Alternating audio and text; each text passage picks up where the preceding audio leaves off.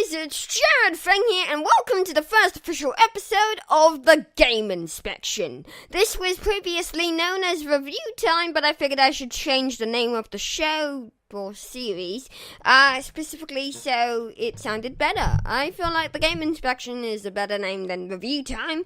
So yeah, let's get on with our review of The Walking Dead Season 2, Episode 1, All That Remains.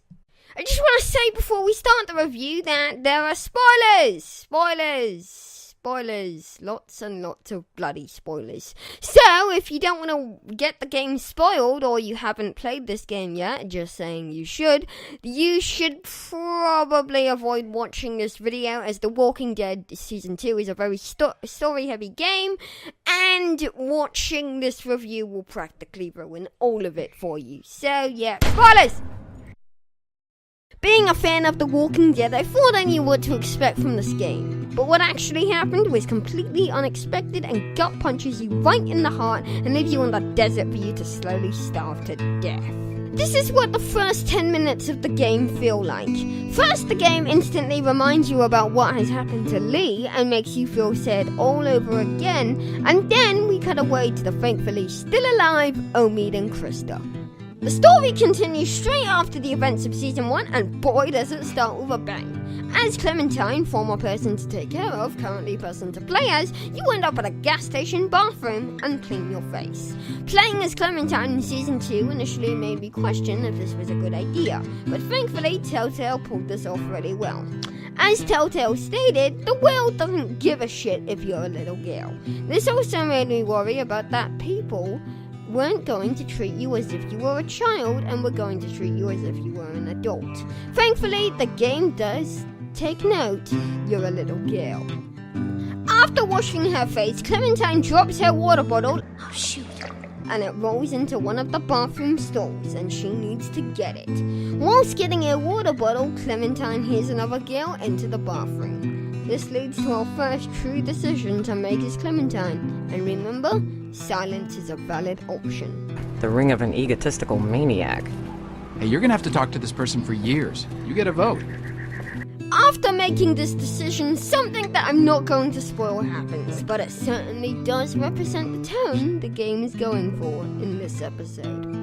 Unfortunately, the thing that happens leaves Clementine alone and helpless, needing to use all of her survival skills she learned from Lee, Omid, and Krista to help survive against all the dangers of the world.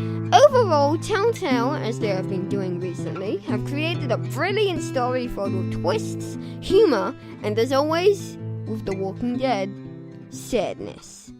Telltale have definitely improved the gameplay of just about everything in the second installment of The Walking Dead. The combat system is improved, the looking at obscure and random things has been improved, and the dialogue boxes have been improved. Telltale definitely had some inspiration from The Wolf Among Us when developing the gameplay, and I think that turned out better for The Walking Dead.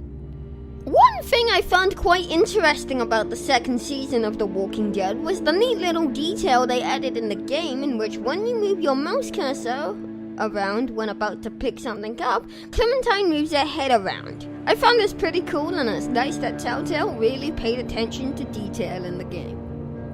As the game states in the beginning, the story is tailored by how you play and what choices you make. So far, not too much has been shown reflecting this, aside from the occasional mention of things that you've done previously. His name was Lee. He taught me how to survive. He told me to stay away from cities. But this is really what makes The Walking Dead's gameplay and story stand out. Overall, the gameplay in Season 2 of The Walking Dead has been improved in several different ways from the first season, and it's good to see Telltale are constantly improving their games.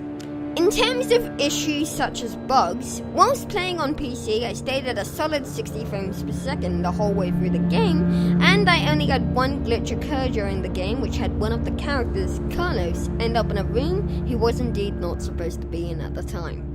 Other than the PC version, apparently the game is suffering from some stuttering, and the game is definitely not consistent with its frame rate, at times dipping down to around 15 to 20 frames per second. This is only happening on the consoles though, so I recommend getting the game on the PC. Overall, the first episode of The Walking Dead second season is an amazing experience if played on a PC. The game's story is definitely an improvement over the first game starting episode and is extremely emotional. The gameplay is also massively improved from the first game and has fixed some people's minor frustrations with the combat. This game is a masterpiece that can only get better for the next few episodes, so The Walking Dead Season 2 Episode 1, All That Remains, if you're playing on a PC, gets a 10 out of 10. This has been my review of the first episode of The Walking Dead second season. This is only the first of many reviews to come on this channel, so stay tuned for more coming soon. Also, you should watch my playthrough of this game. Just saying. It's right there, in your face. There's a box. Anyway. Watch my Let's Finish playthrough of this game, because I put effort into it and no one watched it. Anyway, see you guys, Jarrodfeng out, and cue the music.